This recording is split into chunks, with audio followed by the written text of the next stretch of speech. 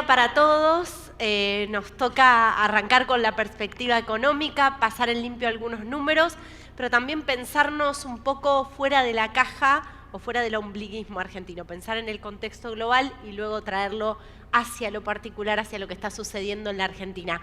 La dinámica va a ser la siguiente: Manuel tiene una presentación y luego vamos a pasar a un espacio de preguntas y respuestas. Adelante. Bueno, muchas gracias. Me voy a parar porque tengo una presentación, que la están pudiendo ver ahí. Gracias por la invitación, buenos días a todos. Les cuento un poco lo que quiero hacer hoy. Primero, charlar un poco de lo que los economistas llamamos cambio de régimen macroeconómico, que no hay que ser especialista para darse cuenta que es lo que estamos viviendo. Cuando un macroeconomista habla de régimen macroeconómico, por más que pueda parecer muy sofisticado, es relativamente sencillo.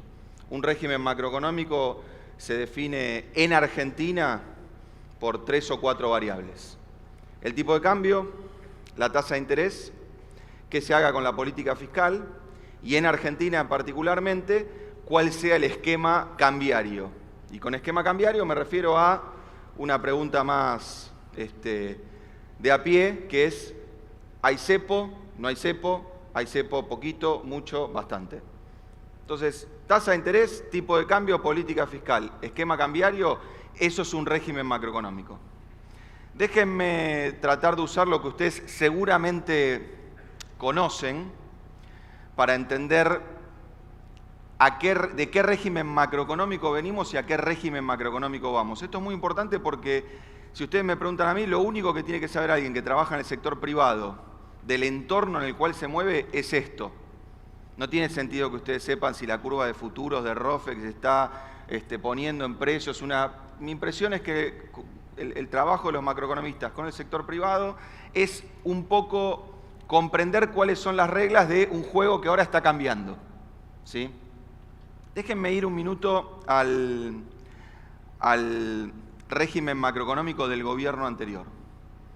Si yo lo tuviera que definir sencillamente, diría: había un cepo, ese cepo lo llenábamos de pesos con déficit fiscal, y para que esos pesos fueran a sectores que incentivaran el consumo, el empleo, etc., se atrasaban o se pisaban unos macroprecios, unos precios que son relevantes desde el punto de vista macroeconómico, que todos ustedes lo deben conocer. El tipo de cambio, principalmente, y las tarifas de los servicios públicos. Entonces, como los pesos están atrapados, les cuesta mucho salir, como los servicios públicos son baratos y el dólar también, se gasta poca plata en eso que uno tiene que pagar a fin de mes sí o sí, y al tener un dólar pisado, incentivo un montón de sectores que de otra manera no los incentivaría. De ahí que cuando uno tiene un cepo y déficit fiscal, no es raro que empiece a crecer la venta de bienes durables.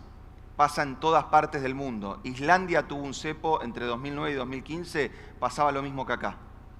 No es una cuestión cultural, ¿sí? Crecía la venta de autos, crecía la venta de electrodomésticos, crecía la venta de electrónica, crecía la construcción. ¿Cuáles son los pros y los contras de ese régimen macroeconómico? Los pros están muy claros. En ese régimen macroeconómico hay actividad económica, se vende. No sé si a ustedes les pasará, pero yo hacía por lo menos 8 años que en mi empresa no me peleaba con un proveedor. Me mandaban un mail, me decían: te vamos a aumentar 15%, sí. Te vamos a aumentar 20%, bueno, te vamos a aumentar 10%, o sea, se equivocó. Llegaba un mail después, decía 20, nos equivocamos, ok. Uno pasaba a precios los aumentos de costos y vendía. ¿Éramos todos genios? Algunos sí, otros no, pero el régimen macroeconómico ayudaba a vender. Ese era el pro y lo que el gobierno obviamente capitalizaba de ese régimen macroeconómico. ¿Qué era lo malo de ese régimen macroeconómico? Ya saben, uno puede pisar un tipo de dólar, el oficial, pero paga un costo en términos del dólar libre. Cuando el dólar libre se aparta mucho del oficial, la cantidad de dólares que tengo para servir ese consumo, para poder mantener la rueda girando, se empieza a caer, la inflación empieza a mirar más el dólar paralelo que el dólar oficial, y en algún momento lo que estoy ganando en términos de crecimiento lo termino perdiendo, básicamente por suba de brecha, caída de reservas y suba la inflación. Cuando finalmente me quedo sin dólares, tengo que devaluar. A veces, el lunes después de las PASO. Pero como régimen macroeconómico no pasó nada raro. No es una cuestión cultural. De vuelta, si yo si acomodo esas tres variables y pongo un cepo, en todos los países del mundo pasan lo mismo. Les cuento una anécdota chiquitita para que nos sequemos de encima que el problema de la Argentina es un problema cultural.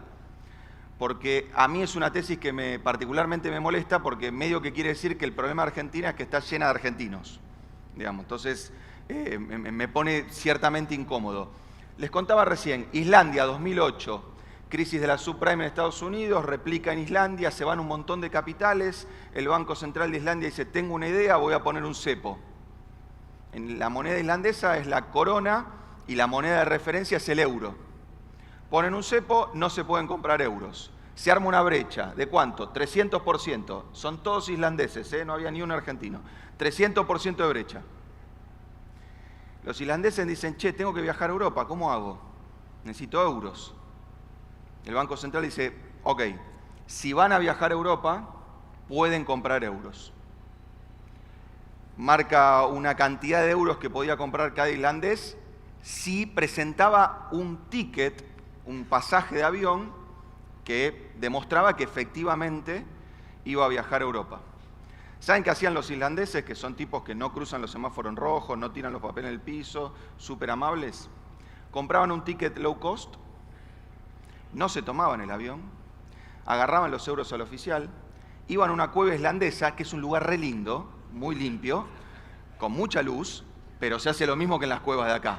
Vendían los euros al oficial y arbitraban la brecha de 300%. Entonces, de vuelta, cuando hay coleros en Argentina, cuando uno encuentra un truco con una app en el celular, es el incentivo, no es cultural. Este país tuvo 10 años sin inflación y éramos igual de chantas o igual de genios que ahora. Entonces, el régimen macro define mucho cómo se mueve la economía y sobre todo define mucho qué es negocio y qué no es negocio. Vamos al régimen macroeconómico en el que estamos en la actualidad, que les voy a proponer es una transición y voy a intentar demostrarlo. Si miro las mismas variables que acabo de definir para el gobierno anterior, cepo, tipo de cambio, tarifas y fisco, tengo por ahora el mismo cepo. El fisco cambió rotundamente, de llenar de pesos el corral en el que estamos todos atrapados, los aspira. Inicialmente adelanta el dólar y adelanta las tarifas. ¿Qué mejora en este programa inicialmente? Baja la brecha, después de subir baja la inflación y recuperan las reservas. ¿Qué pierdo? Lo que tenía el gobierno anterior, crecimiento. Yo no me imagino un presidente que apuesta a un régimen macroeconómico donde no hay crecimiento. Lo que está intentando hacer el presidente es tener un esquema macroeconómico de transición. Cuando me escuche decir esto se va a enojar, pero no importa, cada uno hace su trabajo. Ayer alguien se enojaba porque el presidente festejaba el dato semanal de inflación. Si no lo festeja el presidente, ¿quién lo va a festejar? Si yo era viceministro de Economía, me ponía en el desierto, ponía una fábrica de agua. O sea, ser funcionario público es obviamente encontrar alguna buena noticia para mostrar que hay un horizonte. En el horizonte hay un modelo con crecimiento. No es esto. No es esto. El problema es cuánto tengo que relegar de crecimiento y cuánto tiempo para llegar a ese estadio donde, de nuevo, no quiero volver al modelo cepo déficit fiscal. Porque no importa, si lo aplica a Milei, le va a pasar lo mismo que le pasó a Massa o lo que le pasó a mí. Va a tener actividad, pero en algún momento va a empezar a crecer la brecha, se va a quedar sin dólares y todo eso de actividad se va a ir con una devaluación. ¿Cómo hacemos para transicionar hacia el otro régimen? Es re difícil. Pero básicamente el presidente está haciendo la siguiente propuesta. Yo no sé si se acuerdan que el presidente anterior, Alberto Fernández, cuando arrancó el gobierno, utilizó una figura bastante, para mí, adecuada, que él decía, el cepo es como una piedra en una puerta giratoria.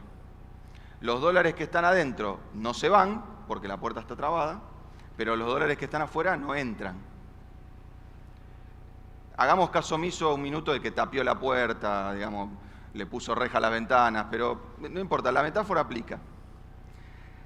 En mi trabajo a mí me toca interactuar con el Banco Central, con el Ministerio de Economía, con presidentes, con presidentas y también con compañías. Y la verdad que en esa charla es bastante claro lo que pasa. Cuando uno le dice a una compañía, che, ¿vos por qué no invertís en Argentina? No, pues si pongo los dólares no me los puedo llevar. Ah, ok.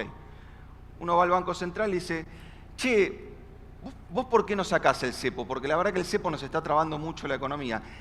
El Banco Central, no importa de qué signo ideológico sea, responde siempre lo mismo. Cuando entren los dólares, nosotros vamos a sacar el cepo. Entonces vas corriendo de vuelta a la compañía y le decís, che, dice el central que cuando vos pongas los dólares vas a sacar el cepo. La compañía te dice, no, cuando él saque el cepo, yo voy a poner los dólares. Uno dice, ¿esta discusión dura 15 minutos? No, hace 10 años que la tenemos, más o menos. Entonces el presidente encontró una diagonal. La diagonal es el RIGI. El régimen de incentivo a las grandes inversiones. ¿Por qué? Porque lo pondría en estos términos. Por ahora, en esta situación económica, el presidente solo le puede ofrecer un país libertario al primero que, lo voy a decir en francés, se anime a poner guita. O sea, lo que estamos atrapados, ajo y agua. Ahora, si alguien se anima a poner un dólar nuevo, el presidente le dice, ok, con ese dólar nuevo no tenés cepo. Con ese dólar nuevo tenés una estructura tributaria parecida a la región o incluso más barata. Con ese régimen nuevo vas a poder girar dividendos. Al partir del tercer año no te voy a cobrar retenciones si exportás. Vas a poder tener un balance que lo llevas en dólares. Vieron que yo conozco 10 contadores, los 10 me explican el ajuste por la inflación. No lo entiendo y soy economista. Pero es una cosa que hacen los contadores que te da vuelta un balance. Una cosa súper rara. Bueno, podés tener un quit en dólares y listo, y algunos beneficios más. Obviamente el inversor que está afuera dice, esta gente no es muy de confiar. O sea que me pueden ofrecer esto y después cambia el gobierno y me lo cambia. Esa falta de confianza que generó Argentina por vulnerar contratos en la historia un montón de veces, y digo, acá no zafa nadie, ¿eh? Acá no zafa nadie. Porque el gobierno de la Libertad Avanza arrancó pagando una factura con un bono que cotizaba 50 paridad. Así que, digamos, esto afecta a todos los gobiernos de todo tipo y color. Pero justamente si Argentina decide vulnerar ese régimen o cambiarlo o revertirlo, uno puede tener la posibilidad de litigar en tribunales externos. No es que las compañías las compañías arrancan proyectos de inversión diciendo, ahora cuando en Argentina me cambien las reglas me voy a ir a litigar al CIADI porque en realidad esta compañía trabaja de eso. Pero, en términos técnicos, le baja un poco el riesgo al proyecto. Si le baja un poco el riesgo, le baja un poco el costo del capital. Y si le baja un poco el costo del capital y no hay cepo, tal vez esos proyectos que hacemos de contado los podamos empezar a hacer con palanca, con financiamiento. Ahora, hay mucha gente que cree que la idea de país que está atrás del RIGI es un país donde solo va a funcionar la minería, Vaca Muerta, el sector agropecuario y el sector energético. Y mucha gente dice, che, no alcanza con eso, porque obviamente son sectores que tienen dos problemas. Un contenido importado muy alto y una generación de empleo muy baja, ¿sí? Y pocos encadenamientos hacia adelante y hacia atrás. Mi impresión es que el gobierno no es tan tonto para no entender eso. Mi impresión es que hay algo que no está diciendo, pero que es la apuesta, que tiene que ver con que el RIGI tiene un objetivo microeconómico. Hay activos en la Argentina que claramente pueden ser explotados a una velocidad mucho más rápida que la que los estamos explotando actualmente, y que eso no pasa porque no tenemos la potencia del financiamiento externo para potenciar esos activos. En criollo, Vaca Muerta crece por reinversión de utilidades. ¿Por qué reinvierten las utilidades las compañías que trabajan en Vaca Muerta? Porque hay un cepo, con lo cual si querés girar utilidades, en el mejor de los casos lo tenés que hacer al tipo de cambio paralelo. Ahora, ¿por qué las compañías que operan en Vaca Muerta tienen tanto problema para potenciar sus inversiones con financiamiento externo? Porque al banco le pasa lo mismo que al argentino. Al banco extranjero, por más grande que sea, dice, che, yo le voy a financiar a una compañía en Argentina. Sí, ¿Cuándo fue la última vez que financié una compañía en Argentina? Diciembre del 2017. Entonces hablan con el analista y dice, ¿cobramos o no cobramos? No, mira, más o menos en junio del 2020 vino un señor y dijo 70-30. ¿Qué es 70-30? 70 pateás, 30 pagás. Ya, bueno, qué sé yo, es una refinanciación forzosa para el sector privado. Después se dieron cuenta que 70-30 no alcanzaba y fue 80-20. Estaban a punto de ir a 99-1, pero ganó Milei, digamos. Pero casi vamos a una cuestión de refinanciamiento forzoso. Tengo un cliente que tiene un banco extranjero, tiene muchos créditos en Argentina, y yo le digo, ¿cómo te va con tus créditos? Y él siempre me dice lo mismo, yo no tengo créditos en Argentina, tengo equity. Digo, no te entiendo. Claro, me mandan guita, pero el principal no lo cobro nunca. Entonces, la idea del RIGI microeconómicamente es que potencie algunos sectores. Y eso va a ser espectacular para el litio, si es que ahora con estas novedades de corto plazo no se nos manca, va a ser espectacular para vaca muerta, va a ser espectacular para energía, va a ser espectacular para el agronegocio. Y algunos sectores más. Ahora, el rol macroeconómico del RIGI tiene que ver con usar ese flujo de dólares para estabilizar el tipo de cambio, que esa estabilidad del tipo de cambio genere una baja de la inflación sostenible en el tiempo y que esa baja en la inflación reactive, ¿qué cosa? El crédito. Mi impresión es que la Libertad Avanza está en un modelo de transición ahora. ¿A dónde nos quiere llevar? A un modelo de inversión con palanca externa, dedicadas a los activos donde Argentina tiene ventajas ya no comparativas absolutas, financiado con financiamiento externo que permita darnos alguna estabilidad cambiaria, que permita darnos baja de inflación sostenible, que permita reactivar el crédito. Si a alguno le suena a algo que ya vio, está bien, porque en términos de régimen macroeconómico, lo que, en mi opinión, tiene en la cabeza la Libertad Avanza, tiene aspectos parecidos a la convertibilidad. Sé que hay, digamos, amor y odio con la convertibilidad, pero déjenme tratar de hablar un minuto de ese régimen macroeconómico porque, insisto, estoy intentando que entiendan que estábamos en un régimen macroeconómico donde había una pelota, dos arcos, un tipo vestido de negro que tocaba un pito, y ahora la pelota es naranja, hay dos aros, se juega distinto. Entonces, si uno no entiende el nuevo régimen macroeconómico, va a empezar a patear la pelota y le van a cobrar falta. ¿Sí? Los 90 fue un modelo de apalancamiento externo destinado a la inversión, sobre todo a la inversión extranjera directa, cuyo flujo de capitales lamentablemente no fue suficiente, pero ayudó a estabilizar el tipo de cambio. No es que el dólar estaba quieto por ley. Uno por ley puede poner cualquier cosa, pero si no hay dólares, el tipo de cambio vuela por el aire. Lo que permitió sostener el tipo de cambio fue, en parte, la inversión extranjera directa que recibimos para hacer todo lo que hicimos en los 90. Digo, parte de las generadoras de energía que hoy permiten iluminar acá adentro se hicieron en los 90. La revolución de las hojas se hizo en los 90. Todo el crecimiento de la matriz de generación, sobre todo con gas, no me sale el término, se hizo en los 90. Digo, pasaron un montón de cosas con esos dólares que entraron. ¿Sí? Ahora, ese flujo de dólares que, insisto, lamentablemente no fue suficiente con la inversión, hubo que privatizar, hubo que tomar deuda, pero esos flujos de dólares permitieron estabilizar el dólar. La estabilización del dólar bajó la inflación y la baja de la inflación reactivó el crédito. Entonces, cuando popularmente se decía Menem ganó por el voto cuota, era verdad. Pagamos un costo en términos de desempleo, por supuesto, en el 94 el desempleo era 14. Antes de la hiper era 3,5. Pero la gente decidió cambiar 3.000% de inflación por 2 y pagar el costo de cambiar 3,5 de desempleo por 14. En el 94, antes del tequila y antes de que la convertibilidad trastabillara. Me gusta la convertibilidad, hay cosas que me gustan, hay cosas que no me gustan. Deberíamos aprender de ese error para ahora, 1, no financiar esto con deuda externa.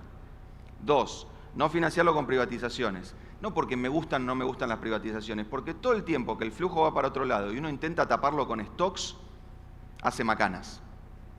Cuando el negocio, el resultado operativo da negativo y uno dice, bueno, saco el canuto y lo pongo, no pasa nada, lo único que pasa es que se pierde el canuto. Cuando una economía está con el flujo mal, por más que privatice, por más que consiga un crédito, por más que el fondo nos desembolse 15.000 palos, 15.000 palos a los argentinos nos duran 3 meses.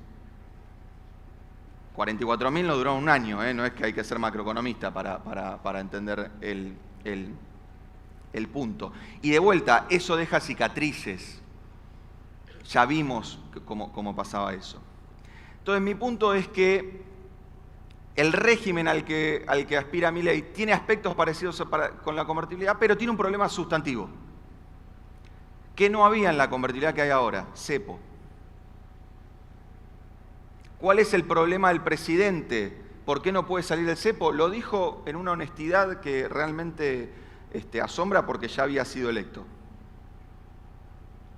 Dijo, yo estoy saliendo a poco del cepo porque no hice un Bonex. Si hubiese hecho un Bonex, salía del cepo en 2 minutos. Voy a usar la presentación porque si no el que la armó me va a denunciar. Primer punto. Y ahora me dedico un poquito a hablar de lo que le está pasando al sector. Levante la mano acá, ¿quién me compra dólares a 2.700 pesos? Tengo 100, no me corran.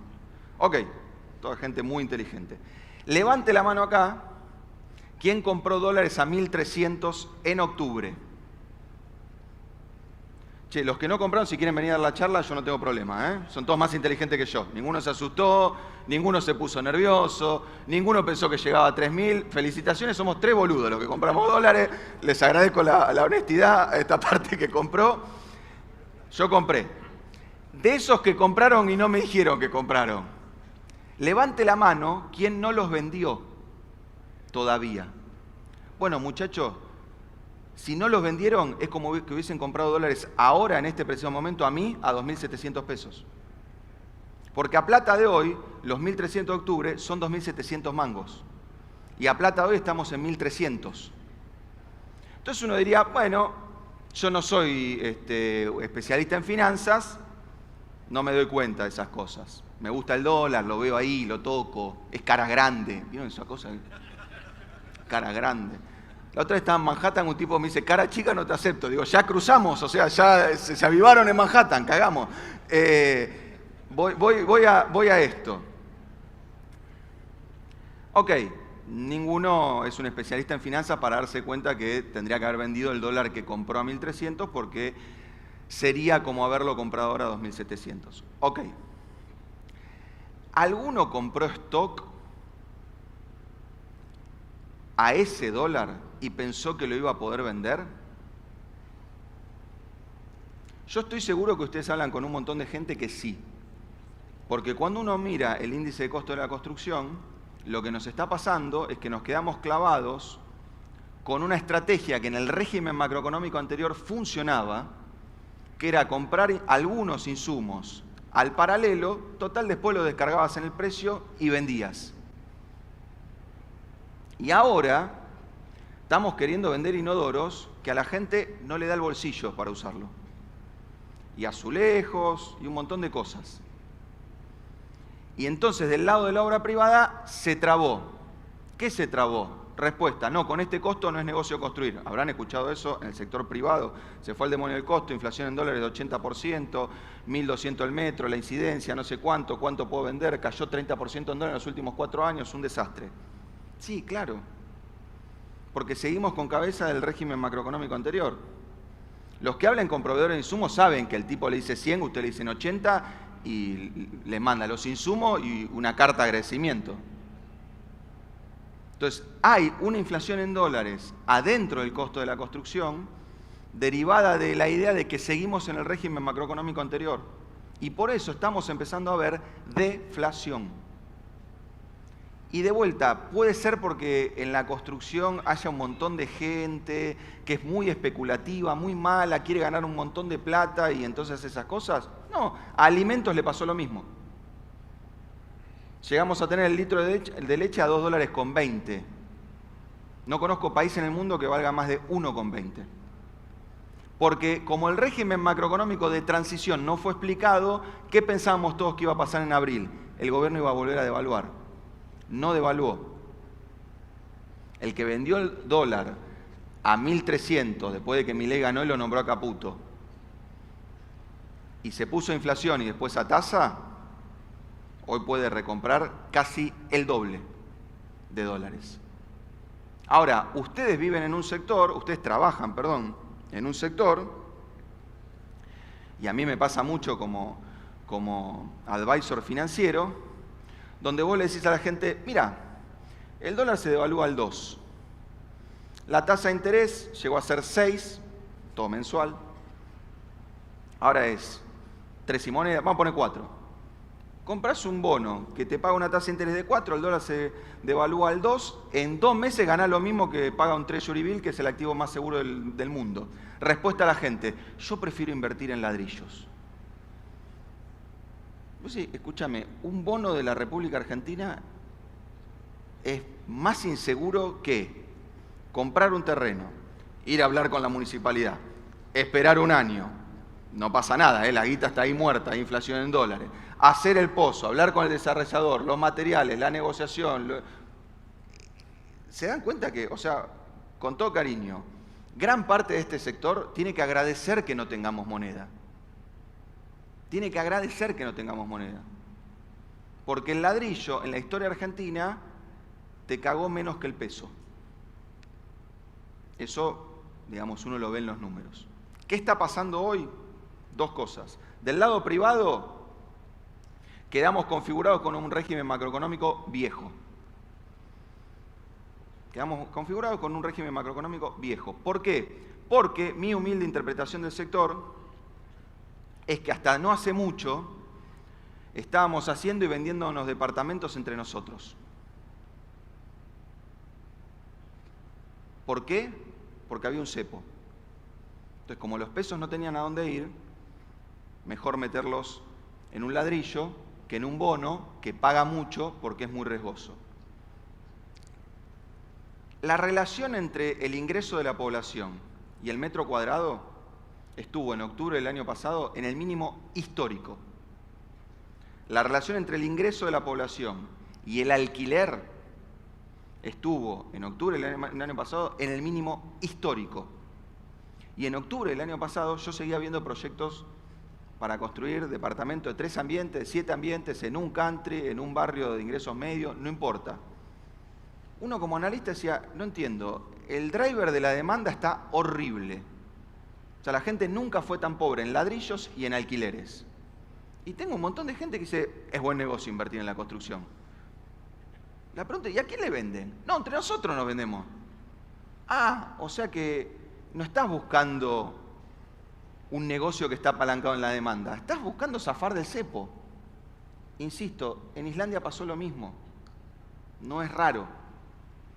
Bueno, este régimen macroeconómico que está empezando a cambiar tiene un problema. Tiene el mismo cepo y todavía no apareció el crédito. Entonces, la transformación que tiene que vivir el sector todavía no ocurrió.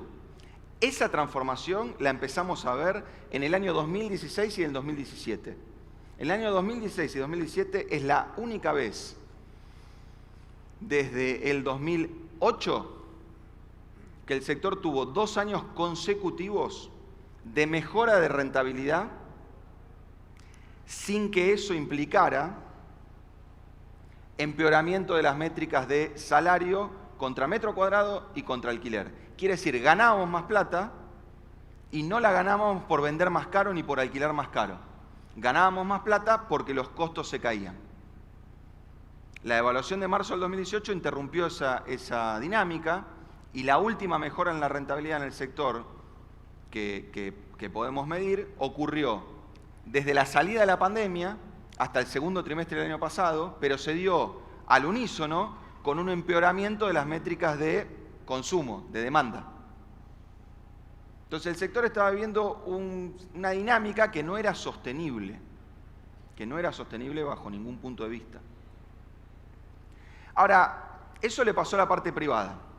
A la parte pública, déjenme tratar de encontrar eso, sí, acá. A la parte pública le pasó lo siguiente. Vamos a agarrar el 2015, que es el último pico de la serie. En el 2015, la obra pública representó 2.7 del Producto Bruto Interno. Se gastó en obra pública en el año 2015, a plata de ese momento, 16.000 millones de dólares, más o menos. Fíjense lo que pasa después. Viene Macri, pone la obra pública en 2% del producto, nada mal, año 2017, año electoral, la obra pública traccionaba, los créditos UBA traccionaban el sector privado, la mejora en la rentabilidad del sector, compatibilizada con gente que decía, che, puedo hacer lo que siempre me dijo mi viejo que tenía que hacer. ¿Qué cosa? Gastar el 30% del sueldo en el alquiler. La métrica que yo les digo llegó a estar en 55% del salario medio de Argentina. Un alquiler, medio salario. Es un promedio, obviamente. Pero ese promedio en el 2017 era un tercio. Después de eso, en el 2019, vino un programa de déficit cero, con el fondo. Emisión cero y déficit cero. La obra pública llegó a ese mínimo, 1,1%. En el 2020 hubo una pandemia, entonces uno dice, qué raro que el gobierno haya gastado a plata de ese entonces unos 6.000 millones de dólares en obra pública en el año. Claro, obra pública no se hizo, pero para mantener a las compañías flotando, el gobierno pagaba certificados viejos. Y cuando la pandemia se empezaba a correr, reactivaba algunas cosas porque venía la elección. ¿Sí? Porque venía la elección. 2021 la obra pública sube 1.4, 2022 y 2023, 1.6. Ese 2024 es nuestra proyección derivado de la última modificación de la ley bases que dice lo que ya está con tal grado de avance, pagalo. Yo trabajé en la función pública. Determinar el grado de avance de una obra pública en un expediente, saben cómo se hace, ¿no? Llaman a legales y le dicen el número. Y legales arma el expediente. El presidente va a terminar las obras públicas que quiera terminar. No es que hay una métrica, ya sé que hay avances, todo bien, pero siempre se puede encontrar un hueco para decir, no, en realidad el avance hay que medirlo contra el devengado y no contra... No importa. 0,5 es nuestra estimación. Si nada cambia y todo sigue igual, las otras dos curvas son los despachos de cementos en bolsa y a granel, ¿no? Uno tiene que ver más con las obras grandes y la obra pública, otro tiene que ver más con la refacción, las obras chiquitas, etc. Irían a un lugar horripilante. Horripilante. ¿Hemos vivido puntos tan bajos? No. No, porque nunca un esquema de transición nos combinó horrible rentabilidad del lado privado y contracción drástica de la obra pública. Entonces el sector está viviendo la crisis perfecta. Enero, febrero y marzo fueron iguales que la pandemia en materia de despacho de cemento. Abril ya no, mayo tampoco. ¿Hay algún brote verde? Sí, hay algún brote verde. Pero esta es una recesión, en mi opinión, larga. No hay una B corta, ojalá haya una U, pero arreglar lo que, en mi opinión, desde el punto de vista cuantitativo, es la segunda peor herencia económica desde la vuelta a la democracia, creo que la peor cita se la llevó Alfonsín, no tarda 6 meses. Cuando el presidente asumió, tuvo un rapto de honestidad. Dijo, se vienen 2 años complicados. Ahora estamos haciendo cherry picking de la inflación la semana pasada dio 0, despacho de cemento, si lo mido ajustado por feriado, Semana Santa, la temperatura y otra cosa que hacemos los economistas que es apretar un poquito el número para que da positivo. Sí hay datos que dan positivos, obviamente el campo me está haciendo más 40% en actividad, más vale que da positivo, pero más 40% del campo es un punto del PBI. Y el PBI este año va a caer probablemente 4%, con lo cual si saco el campo caería 5%. ¿toda la recesión es culpa del presidente? No. Heredó una cosa horrible y decidió un programa para superar la inflación que la imagen que les dejo es la siguiente. El presidente agarró el auto, había una pared.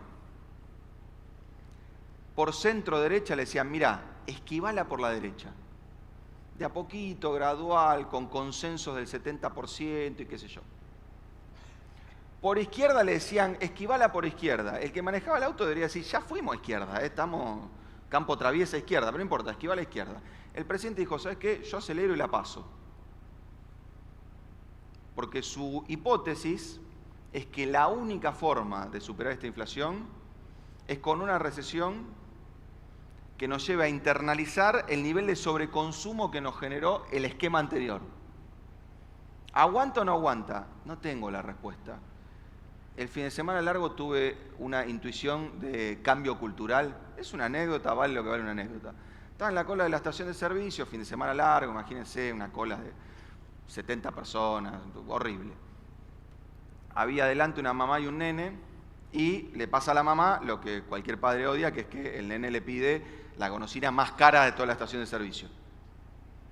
Entonces el nene lloraba, gritaba, la mamá no sé qué le decía, lloraba, gritaba, no sé qué le decía, y la mamá en un momento lo mira al nene, estoy hablando de un chico de 7, 8 años, La mamá lo mira al nene y dice, hijo, como dice el presidente, no hay plata.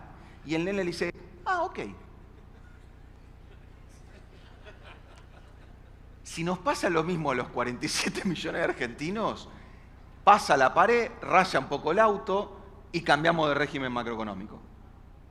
Si hacemos como los nenes y a la próxima estación de servicio nos olvidamos, probablemente no pasa la pared, el auto se rompe y veremos qué hacemos. Corto acá esta introducción y vamos a charlar todo lo que tengas ganas. Gracias.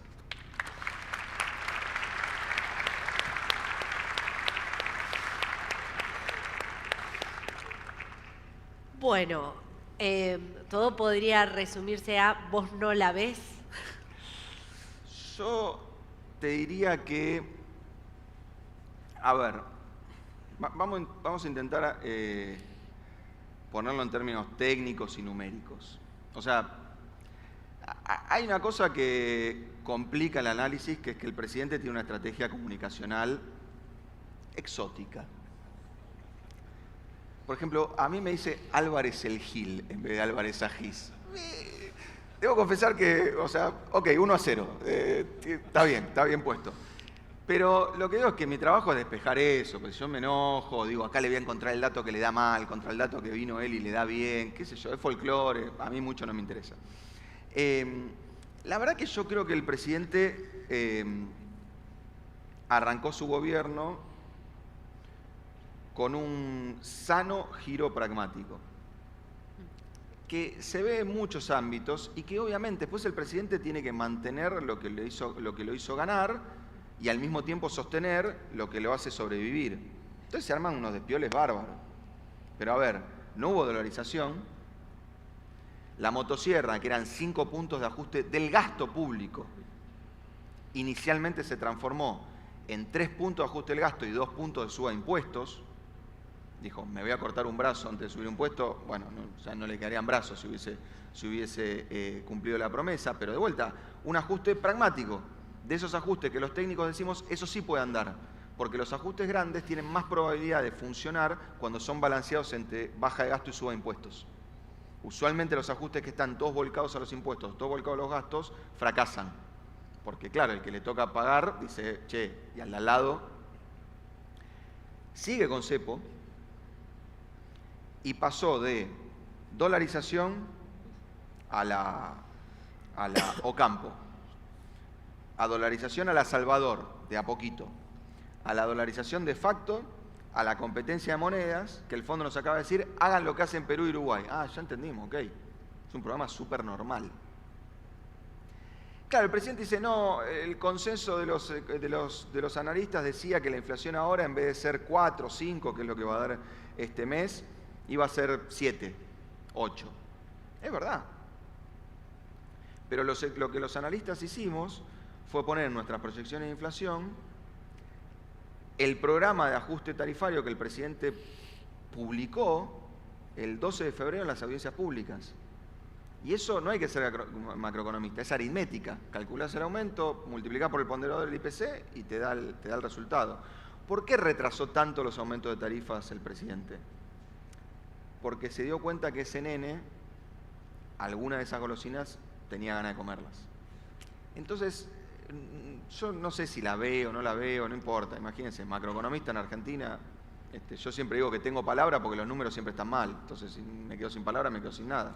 Pero mi impresión es que el presidente pragmáticamente se dio cuenta que el nivel de recesión al cual nos iba a someter era demasiado grande. Y decidió meter un rebaje. ¿Quiere decir que ya está campo traviesa hacia el cepo, el déficit fiscal y qué sé yo? No.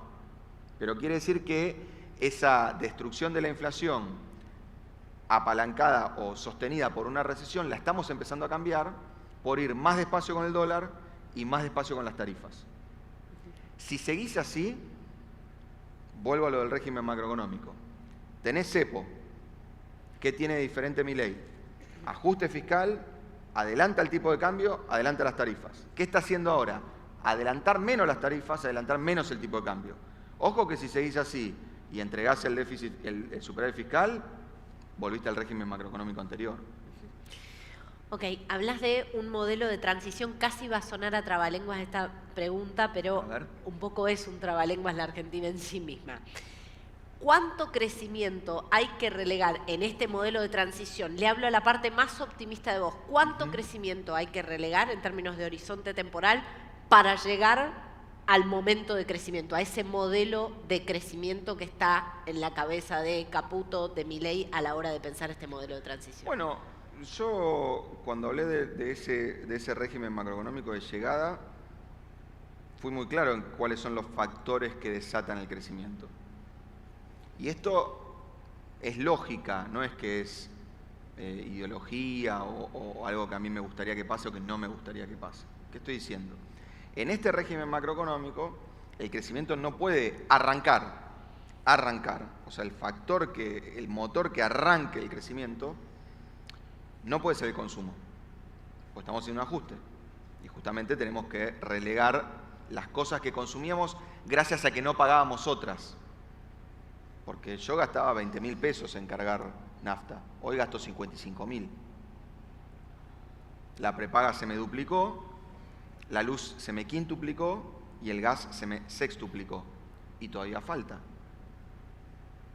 Ahora, obviamente, yo lo compenso desahorrando. Hay familias que lo compensan bajando el consumo. Si el consumo está apagado, la inversión destinada al mercado interno no tiene razón de ser, porque ¿para qué vas a invertir? Para aumentar la oferta a gente que no está pudiendo consumir, no va a arrancar por ahí. Y si sigo usando el dólar para que la inflación no se me dispare, las exportaciones no van a ser inicialmente el motor del crecimiento. Entonces, el único motor de crecimiento que tiene el régimen macroeconómico que el presidente tiene en la cabeza es un tipo muy específico de inversión, que es la inversión destinada a sectores que no dependen sustantivamente de la competitividad cambiaria, o sea que pueden exportar a este dólar, por eso vaca muerta, por eso el litio, por eso la energía, por eso el campo, y que particularmente van a estar apalancados en financiamiento externo y no en financiamiento interno, vía el RIGI. El RIGI es muy importante, ¿eh? O sea, no es una cosa que al presidente se le ocurrió porque le gusta desregular y qué sé yo, es una pieza central del régimen macroeconómico. Entonces, ¿cuánto tardamos? Es así. Cuando ustedes vean que Elon Musk deja de tuitear y pone guita, arrancamos. ¿Vieron que el tipo tuitea? Es indignante, ¿no? Porque encima le sale gratis porque es de él la compañía. Entonces, si te gusta, poné plata, flaco, no tuitees. Si querés tuitear también, pero poné plata. Entonces, toda la gira internacional del presidente es muy importante, pero tiene que haber uno que diga, che, ¿cómo es lo del RIGI así? Bueno, van 500 palos. Probemos a ver qué pasa. ¿Yo qué veo? No empecemos ahora con que el presidente se tiene que validar en la medio término y ahí arranca la inversión. Porque si hacemos eso, vuelve el cepo, vuelve el déficit fiscal. No, bueno, pero hay algo objetivo que tiene que ver con una debilidad de origen del gobierno. Sí, claro. ¿Sí? Lo vimos con todo el tira y afloje de la ley bases, que de ley ómnibus pasó a ser ley combi. Claramente es un gobierno al que le está costando y que necesita validar que tiene esas bases más allá del respaldo popular, que siempre es bastante más lábil y bastante más volátil. La gran pregunta es si se puede reconstruir la confianza, teniendo en cuenta esto que vos decís, el historial de la Argentina. Yo soy más amigo de la rentabilidad que de la confianza. Déjame contarte una anécdota ahora que está de moda esto de los regímenes especiales de inversión. A mí me tocó negociar el acuerdo YPF-Chevron en su momento. Era un acuerdo donde nosotros, como gobierno, relegamos un montón de condiciones. Un montón de condiciones. Nos quedamos con una, que para mí es el punto débil del RIGI. Nosotros le dijimos a Chevron, ok, todo este listado, pero los dólares los liquidás por el oficial. Al Banco Central de la República Argentina. Con brecha en ese momento de 38% cuando se firmó el acuerdo. Nosotros éramos de la hipótesis que si la brecha subía de 50% se acababa el país. Pero bueno, éramos jóvenes, inocentes, idealistas. Después vieron lo que pasó. Ese año, 2013, Chevron mete 3.500 millones de dólares por el MULC. O sea, se los vende a Fábrega, al dólar oficial. Es el ingreso de inversión extranjera directa más alto en la historia de la economía argentina. Cuando ocurre eso, el negociador de Chevron nos invita a comer. No voy a contar esa parte de la anécdota porque como el ministro de Economía de ese entonces, Axel Kicillof, era un tipo muy austero, no aceptó la invitación a donde invitó el de Chevron y lo llevamos a comer a un restaurante que a mí me da miedo que nos chorearan a nosotros, digamos, ¿no? Al de Chevron. Y entonces con Axel teníamos un acuerdo de que yo le iba a hacer una pregunta que a nosotros nos desvelaba y no se la habíamos hecho antes por razones obvias. Entonces estábamos comiendo ahí, le hago una pregunta. Usted que, digamos, vio esta economía, que hay un cepo, cepo 2011-2015, si ponemos eso ahora arriba de la mesa, mi ley dice salí del cepo. Acuérdense que podían comprar $3.000 por mes cada uno para ahorrar, etc. Le digo, ¿a usted no le da miedo meter esta cantidad de dólares en una economía que tiene restricciones cambiarias? El tipo me dice, mira, nosotros invertimos en economías donde por el aire vuelan misiles. Me parece que de la restricción cambiaria lo podemos manejar. El acuerdo implicaba que cuando Chevron llegaba a determinado nivel de producción, podía empezar a girar dólares como dividendos.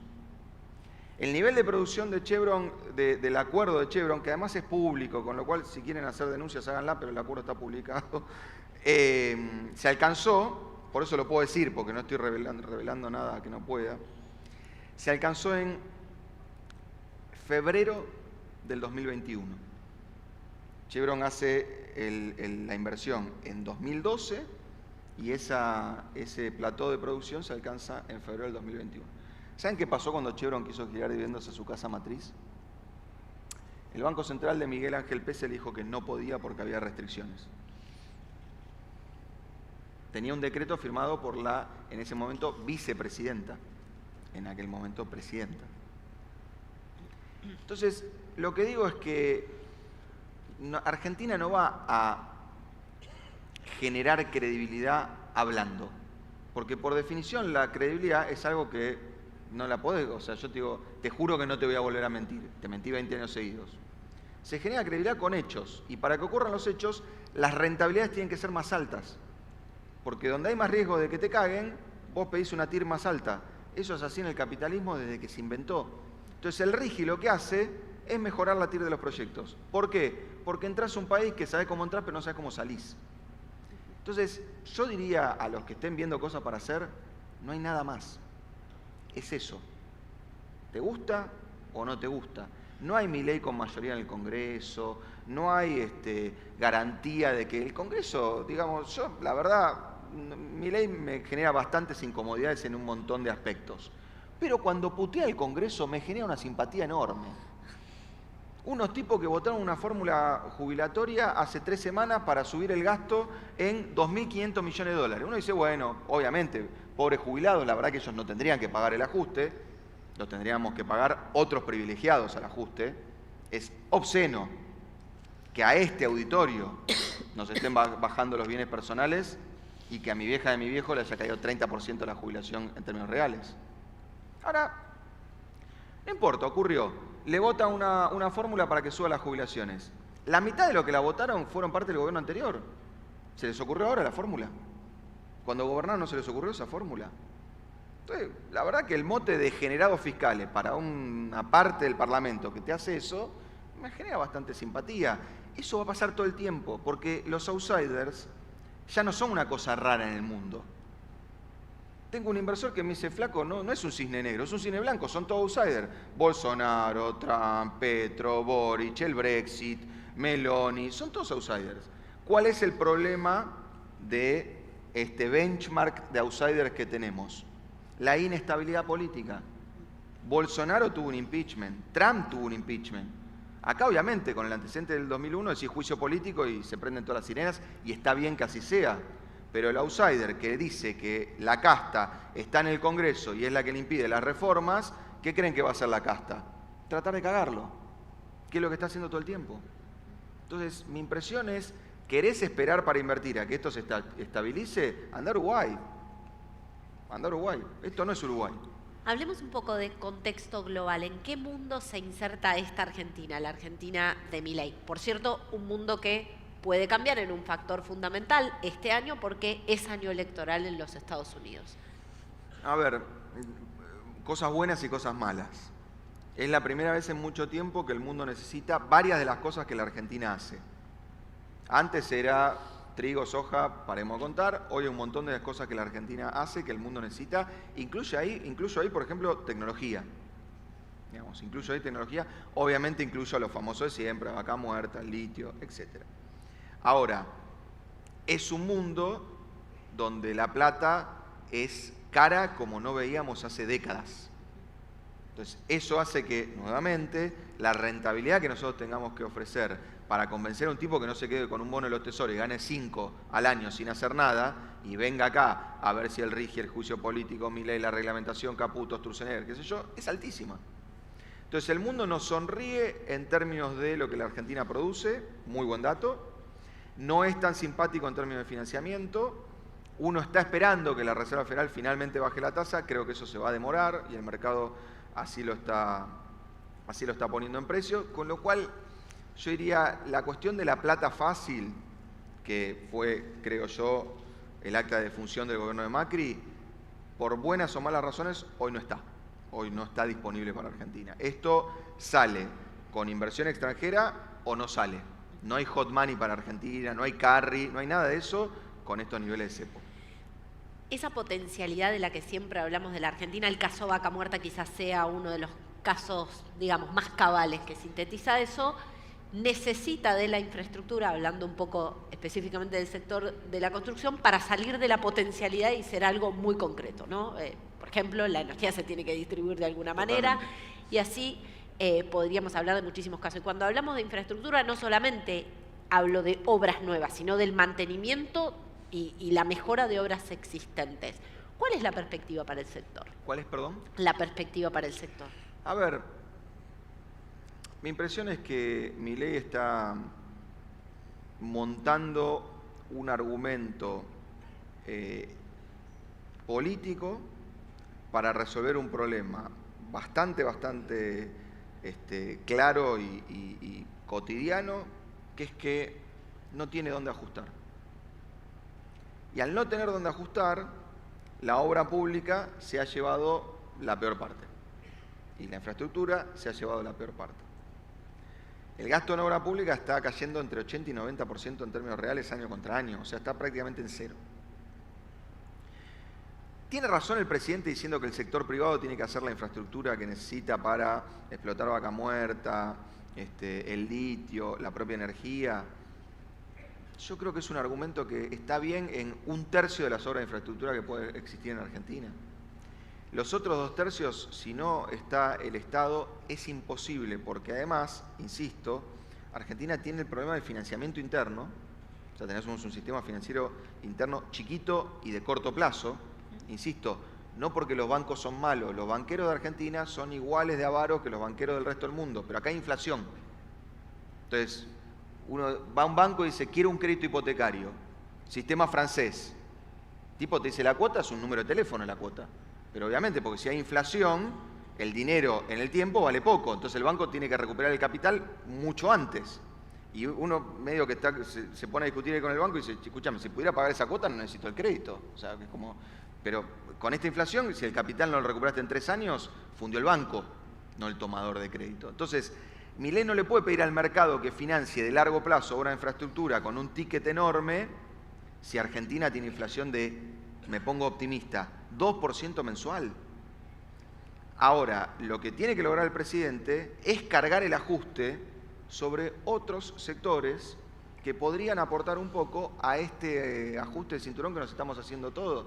Yo insisto, no es por poner nombres propios ni echarme en contra de sectores, pero si todos estamos poniendo, mi mamá 30% de su poder adquisitivo, mi papá también, ¿en serio tenemos que gastar un punto en Tierra del Fuego o 0,8 en software? No estoy diciendo eliminémoslo, estoy diciendo como en la pirinola, que todos pongan. ¿De verdad vamos a armar un zafarrancho en materia de bienes personales para juntar 5.000, 6.000 millones de dólares que, insisto, los argentinos nos lo fumamos en un mes para premiar al que no pagó impuestos? No estoy en contra de los blanqueos. Lo que estoy diciendo es que es un momento de poner, no de sacar. En la medida que la casta defienda esos privilegios, el ajuste lo van a pagar los jubilados y la obra pública, que son los dos principales afectados en el ajuste de Milei. 30% del ajuste está apoyado en los jubilados, 15% del ajuste total que está haciendo el presidente está apoyado en la obra pública. Es demasiado y no es sano. Esa es mi impresión. Muchísimas gracias. Gracias Manuel. a vos y gracias a ustedes por la presencia. Gracias. Sí.